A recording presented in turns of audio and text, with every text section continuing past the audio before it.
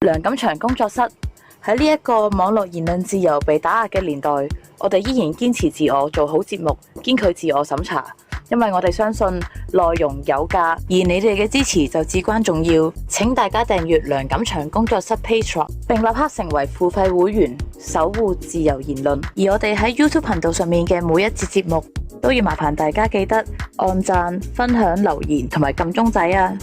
感謝大家一直支持梁錦祥工作室節目。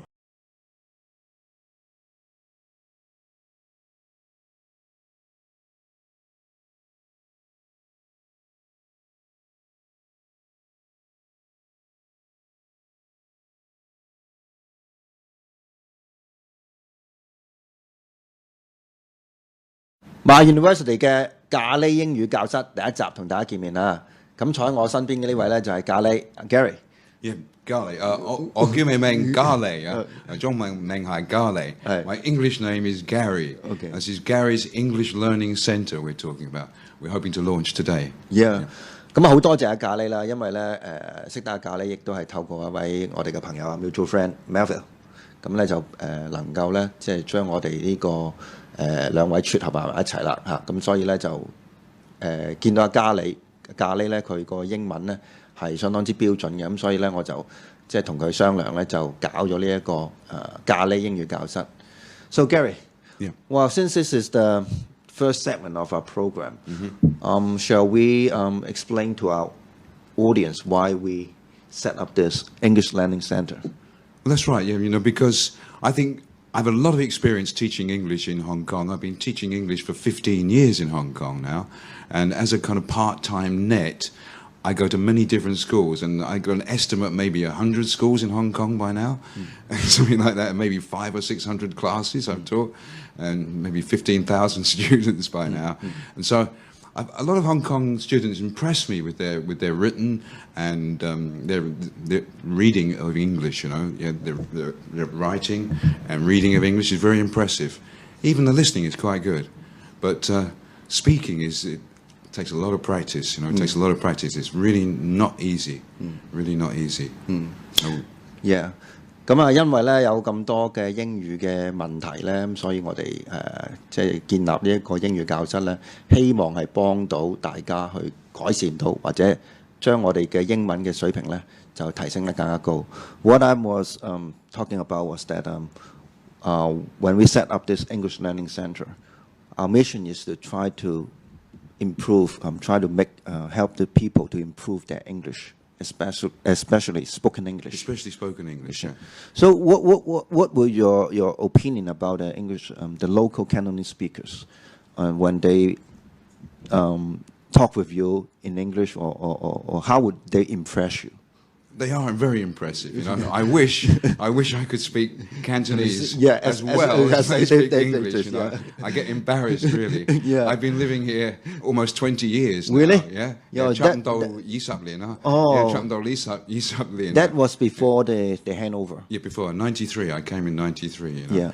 And people tell me to man hok, and I really I really learn slowly.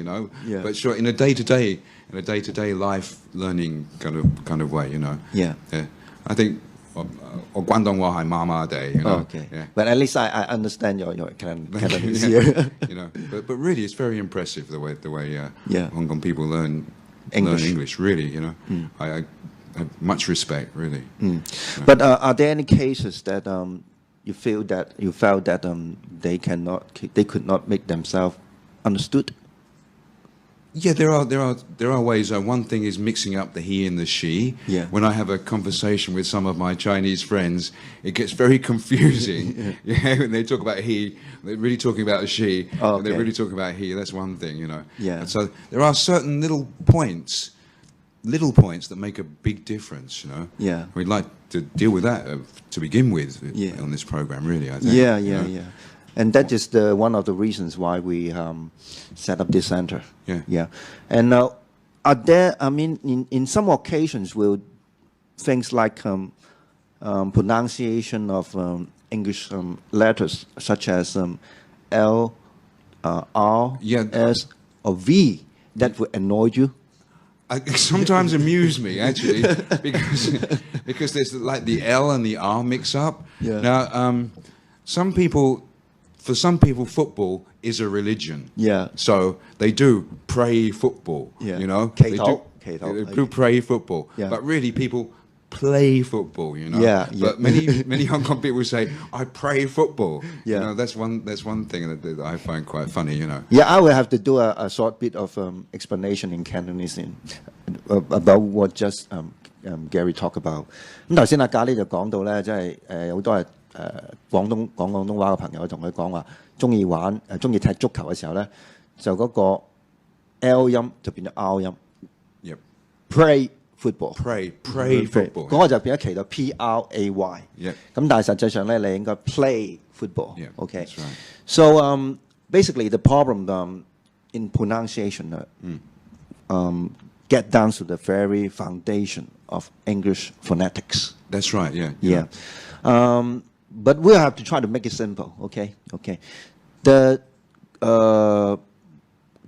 greatest problem of Cantonese speakers when they pronounce English letters are problems with letters such as R, L, V, and they pronounce it as alo, elo, we.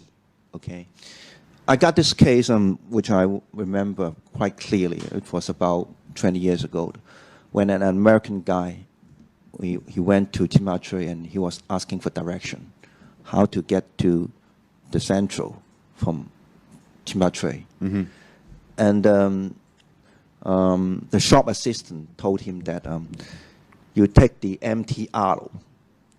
So basically, there are two different problems here. The first thing is that this guy would never know what MTR means. Yeah. He talk about the tube. Yeah. If he's from America, it'd be the tube. Yeah, and the other problem is that that shop assistant should have said MTR instead of MTR. MTR low, yeah. MTR. So would the MTR, the MTR create confusion for you? Not for me, because I've been here so long, you know. Oh, you have been there so long. I've been here so long. So when people say "alo," you instantly know that. I even say it myself sometimes because I've been here too long, you know. But I will have to make a short explanation about this. When I read the book about the Comprador, about how did they do business with the British about 150 years ago. Right. They did not speak English, so they will have to rely on book which help them to translate their words into English. And one chapters, when they transcribed the English letters, actually it was alo, elo, and F like that. Right, that really. Yeah, so that's where it comes from. That's so interesting because I found that wherever I go. Oh, that will. I think they will be considered antiques right now because they are just so old, and the books were. I guess they were printed about 100 years, more than 100 years ago. So in that case, I know that why this problem persists for about more than a century. Right. Because it persists. Because in Cantonese we don't end with our sound do not end with consonants. No, that's another major problem, you know. Yeah, usually we end with vowels. I will have to explain it in Cantonese. 通常喺廣東音嚟講咧，我哋嗰個音嘅結尾咧係唔會係字音，係會係響音。所以好多時我哋講 R 嘅時候咧，我哋會有個傾向咧，就會擺咗一個 O 一個響音喺尾，所以變咗 R L F S。Maybe it's easier, I've thought, for Cantonese people to learn French. Yeah. You know, because French you don't say the N letter, you know. Of course it's d'accord. Yeah. But it's ACCORD, but you say d'accord. Yeah. You don't say the D, right? You don't say the N letter. So maybe it's easier to learn French. Yeah. And the reason why I mentioned this case is that this has something to do with our mission. My advice in I mean, when people learn English, my advice is that at least you have to make yourself understood. Yeah. When you speak English, you speak the kind of English that English speakers know what you are talking about. You don't speak English that English speakers do not have a clue what you are talking about. No, it's not easy. It's really not easy speaking a foreign language, you know. Yeah. And I know for myself, I know so much Cantonese in my head, but when I speak it, sometimes people don't understand, sometimes they do, you know, and it's frustrating. Yeah. Yeah. So basically, our mission is about communication. Yeah, really. We will help people to communicate in English. Yeah. So going back to that mission, why would you think learning English right now is so important? Well, it's a global world, as they say these days, isn't it, really? And English and becoming, well, Putonghua as well, and Spanish, I suppose, are the major languages in the world. If you know those languages, then you won't starve, I think. You know? Hopefully, you know. hopefully you won't starve. But if you don't, you know, you're at a big disadvantage, you know, in business and education, whatever you do. Yeah. I heard recently there's 1 billion people learning English in a year, you know. You know? But my angle is that when it comes to the internet, most of the websites are in English. Yeah.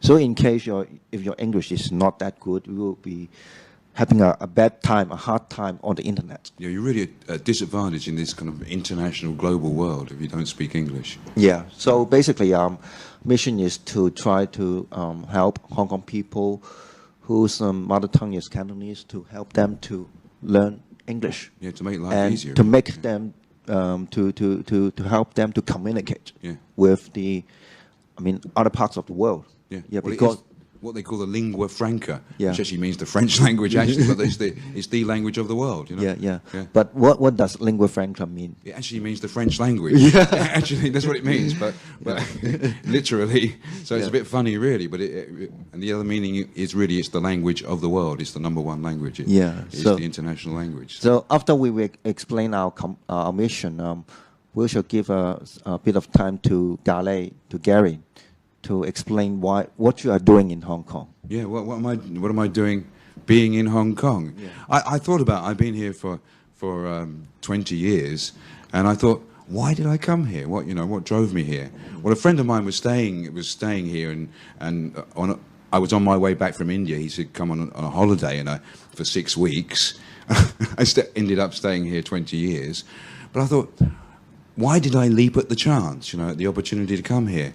Then I thought back to my childhood and all the kind of images, and maybe we could go to the PowerPoint here. And Gale has done a very detailed PowerPoint. So growing up in England in the 60s and 70s, I'm just going to read this for a moment. For reasons of national security, we were told, we were shielded from Russia by the Iron Curtain, it was called, and from China by the Bamboo Curtain. No propaganda of these giant communist powers was allowed to pollute our spirits, as they said, or corrupt our minds. In fact, no real information as to the living conditions of the people there was allowed to reach us. We didn't know anything about what goes on here, really. We saw briefly the trial of the Gang of Four, the Chairman Mao swimming, and rivers of people on bicycles, and of course, panda diplomacy. Sorry, I have to point out there is a typing mistake here. It should be MAO instead of MAU. Sorry. Okay. Yeah, that will be consider a big respect to our Chairman Mao. Sorry. Sorry. So but we were shielded from any real information. Yeah. And yet when I grew up, there were all kinds of things. Like there was a painting on my living room, and these paintings. This one? No, not this one. The next slide. Yeah. This paintings here. No real factual information, but we were treated to selected romanticized elements of Chinese culture. So even as a toddler and a child, every day in our living room, I saw this. He was called Trechikov. He was a Russian artist. This very famous painting, 1 million copies or something, called Chinese Girl. And it was featured in television programs as well, famous television programs. Oh, Alfie. Alfie and Monty Python's Flying Circus and Doctor Who. Yeah.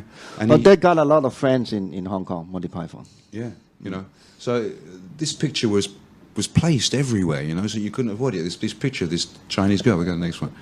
So for years, growing up as a toddler, I saw this picture staring at me, you know, this beautiful Chinese girl, you know. And then he also created more pictures here, you know. I don't know if I saw these others, but maybe other people saw these other pictures by the same artist, you know. Oh yeah. Have Oriental ladies, you know? Have they become your sexual fantasies? I suppose it's subliminally, yeah. I mean, this one here particularly, the one our going English back, is getting more and more sophisticated. yeah, you know, going back to the one before, this is the one that I saw. This is the one that I saw. Yeah. You know, as a toddler, as you know, growing up and 10, 11, 12 years old, you know, every day, you know. Yeah. Okay. Yeah. So yeah, maybe so. And then also, when I was growing up, toys were made in Hong Kong, not Made in China. Not made in China. No. On the bottom of every toy Yeah. was made in Hong Kong. Yeah. You know, so this. So you still have them right now? I don't know. I'm not really a collector, you know, but see, I don't think it's possible to zoom in. I've got the underneath here because it actually says "Made in Hong Kong." You know, Yeah, on the yeah, bottom yeah, of this yeah, one. yeah. This is Thunderbird 2. Yeah. It's, you know, and Batmobile. You know, Yeah. and Stingray, which you put in your bath. Actually, I also got this one. Yeah, you had, When, yeah. when I was young. They were cool, but made in Hong Kong. So again, in my head, is Hong Kong, the Orient and Hong Kong. You know, and kung fu, of course. You know. Yeah. So especially if you were not a big guy, I wasn't a big guy. I was quite a short guy. So I would bluff that I was a black belt in karate, or I know kung fu. Watch out, guys! I know what kung fu. You know. So it was always worth a try if you were in a confrontation. So even in primary school, I knew one word of Cantonese. Ai-ya! You know? So thanks to Bruce Lee. Thank you, Bruce Lee. He saved your life. Yeah, you did, maybe. Maybe you saved my life. And there was a song also by this guy, Carl Douglas. It was, everybody was kung fu fighting. Those cats were fast as lightning. Yeah, and that's how the song went, you know. That was a big hit, you know, in those days, you know. And so that led me, albeit briefly, owing to it was an old school style of teaching, really slow style, and I had unrealistic expectations about spiritual empowerment. You know, I become. Oh, yeah, really? Yeah, really. You did kung fu. You did Wing Chun in England. Yeah, that was in the early 80s in the centre of London. So we are Sieng Dai.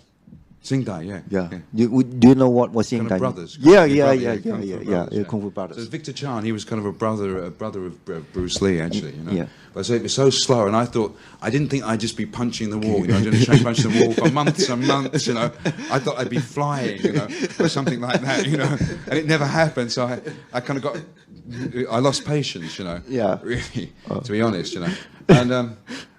Actually, if you pay me 1,000 Hong Kong dollar, I will teach you how to fly. Hingong, is it? Hingong. Hingong, sorry, Yeah. Hingong. You see, Yeah. there you go. Yeah. My pronunciation, Hingong. Yeah. So that's what I thought I would get. You know, this was about the same time as the series called Kung Fu. I don't know if you saw it. I About did, a I did, Shaolin I did, monk yeah. with Kwai Chang Caine, played by David Carradine. Yeah.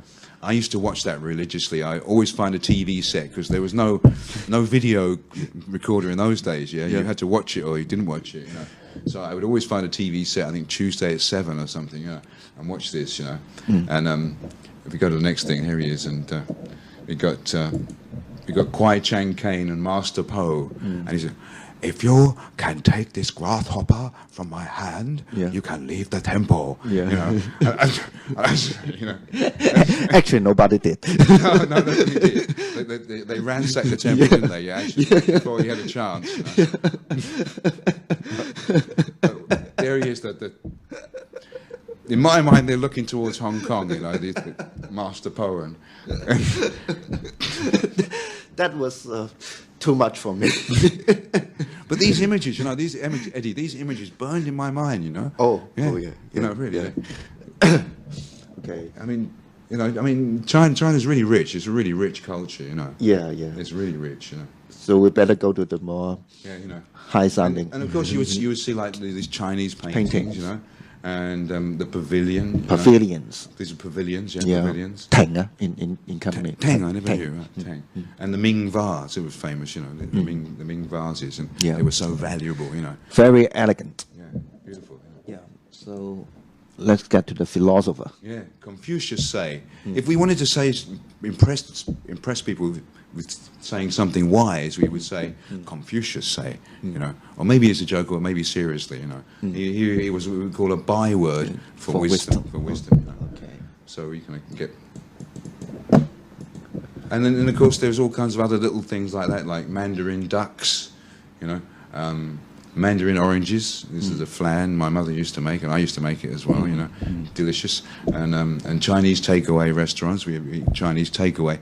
It's when I came to Hong Kong, I found it's not really authentic Chinese food. It's English Chinese food, but you know, still it's quite nice. Chicken chow mein and that kind of thing, you know, and chop suey and that kind of thing. Of course, the bamboo. And That's classic. There's a classic. The classic Susie Wong, you know. Yeah. Which I have. Do you know where you could find Susie Wong in Hong Kong? Because it's many years since I read the book, you know, but I remember her catching the Star Ferry, you know. Yeah, when you yeah. first come here and you catch the Star Well, there's Ferry. actually a place where you can actually really right. where there's you can find the setting of this novel. It's just in Wan Chai. They Right. still have the hotel here there. Really? Yeah, I'd yeah. like to Luk find- Wok. I'd like to see that. Yeah. Yeah. Okay, we go to the Luk Wok hotel after we finish the program. Okay. Excellent. Thanks. And music is very powerful. You know, music is very, very powerful, and it gets to you, doesn't it? Really, you know, subliminally. And of course, there was, you know, John Lennon with his Japanese wife. You know, and when you're across the other side of the world in Europe, or actually, I come from London. You know, actually, then you know, Japanese, Chinese, Hong Kong. It's there's a difference, but you know, it's like people here. You know, it's French and English and American. You know. Like that kind of thing. And there were songs like China Girl by David Bowie, you know. Yeah. My Little China Girl, you know. And Hong Kong Garden Takeaway by Susie and the Banshees. I don't know if you know these songs, Eddie, you know. And I think I'm turning Japanese, I think I'm turning Japanese by the Vapors, you know. And another famous one is One Night in Bangkok. Yeah. Makes the hard man humble, or something like that. And Kites. With a really Chinese melody, you know. Yeah, you know. Yeah. And so these kind of things, you know, all these. So yeah. So I was saying here, maybe in the future show, I can show you some of, just for fun, what I've been up to in Hong Kong since I actually arrived 19 years ago. So you see from the PowerPoint that Gale made, he is a big fan of Hong Kong and Chinese culture. Really, yeah. Yeah. So that is why he is in Hong Kong and why he is talking with you right now. And I've learned a lot more. I've learned a lot more since I arrived here, of course, Yeah. since I've been here, you know. Yeah. You know. But that's the impression I had even before I got here, even as a child growing up in England, you know. Yeah. So even with the bamboo curtain, Yeah. some things got through. But one thing I will have to ask Gale is that what about your accent? How would you describe that to our listeners? My English accent. Yeah. I don't know, but I don't know what I sound like in Cantonese, but What do you sound like in English? in English. What I try to speak is like Middle English, you know, what they call a Middle English. You know, maybe some people would call it a BBC accent, you know, but a kind of Middle English because I've been teaching, you know, so I can speak Cockney, you know, because I come from London, so I can speak like that. You know, I can also speak like that because I grew up with like Cockney kids when I was good, you know. Yeah. But if I spoke like that, you know, you wouldn't, you know, and if you follow me speaking like that, you wouldn't be speaking good English and people wouldn't be able to understand you. So if everybody can aim to speak at the Middle English, then we can communicate, you know, communicate better, you know. Yeah. If I speak Australian English and say Monday, Tuesday, then that's also creating some gap, you know, some difference. Yeah. So especially when I'm teaching, I try, and recording as well, I speak a Middle English, you know. Yeah. That will be the easiest way to communicate with the clearest way. The clearest way properly, Yeah. So what about your teaching experience? How do you? I mean, how many years have you been teaching English? I said 15 years now in Hong Kong. 15 years. To what people? To what? Well, I teach in schools, you know. Yeah. I've taught a little bit in tutorial schools, but I've taught from primary 1 to, well, there's no more secondary 7, but when there was secondary 7 to secondary 7, from band 1, band 2, band 3, and all over Hong Kong. When I catch the MTR or used to be called the KCR, I can go, I taught from schools at that station, not that station, that station, that station. I mean, Jiao Wai, everywhere in Hong Kong, you know. And so I have a great experience. And one thing I would say, when it comes to speaking English, to do it as soon as you can, you know. That's one reason why I teach at primary school, mostly. I do a bit at secondary school, but mostly primary school these days, because I think it's more effective and more important, you know. If they can learn at the earliest stage. At the earliest stage, you know. Yeah. You know, in primary school. Yeah. Then it's much easier, you know. Yeah. And, you know, it's much easier to get a good habit yeah. than to have a bad habit and then break that. Yeah. That's really difficult. Because bad habits die hard. They do, yeah. yeah. Or we say in English, once mice and now rabbits. Yeah. But you know, it's really difficult, you know. So basically, learning English is a battle against bad habits. Yeah. So going back to that foundational problem, and shall we start at the begin at the beginning? It is they're all about the pronunciation of English letters. So the first question is that when we say English alphabets, are we really talking about English letters instead? I mean, the use of alphabet, the use of alphabet, the way that the Cantonese speakers, when they say alphabets, when you speak in English, do you mean English letters instead? It's not quite that simple, really. I mean, I have got a poem that I selected, which proves how difficult it really is to speak, to teach phonics, really, you know. Yeah. And for example, like, so if we have the alphabet, it's G. You know, my name begins with G. Actually, my English name is Garlic Gary, right? Yeah. But we never say G usually. We say G. If the word begins, it's usually G. Yeah. Of course, if the word is in sausages, then it is G. So that's how difficult it is, you know. So that is the most tricky part in English, because the sound do not correspond to the letters. Well, they change. You know? They change. Okay. You know? One classic example is Wednesday. When Chinese speakers look at the word, the first impression is that Wednesday instead of Wednesday. Or Wednesday, really. If you were pronouncing all the letters, it'd be W-E-D-N-E-S-D-A-Y. Yeah. So Wednesday. Yeah. If you were really pronouncing it phonetically, you know, Wednesday. Yeah. But it's actually, you forget the D. Yeah. Completely. Yeah. Wednesday, you know. Yeah. And because of that, that have created a lot of problems for non-English speakers. Actually, there are some patterns or rules to follow, but in a way, it's like Chinese characters. You really have to learn word by word, really. Yeah. You know. Yeah. Word by word. We will have to anyway. Focus on that in the future. Yeah. But this time we'll have to explore the fundamental problems in English pronunciation. It's hard C and soft C, you know. Yeah. And going back that problem with the consonants, L, R, would you mind to do a few examples yourself, so that the listeners will get very clear idea about how to pronounce them?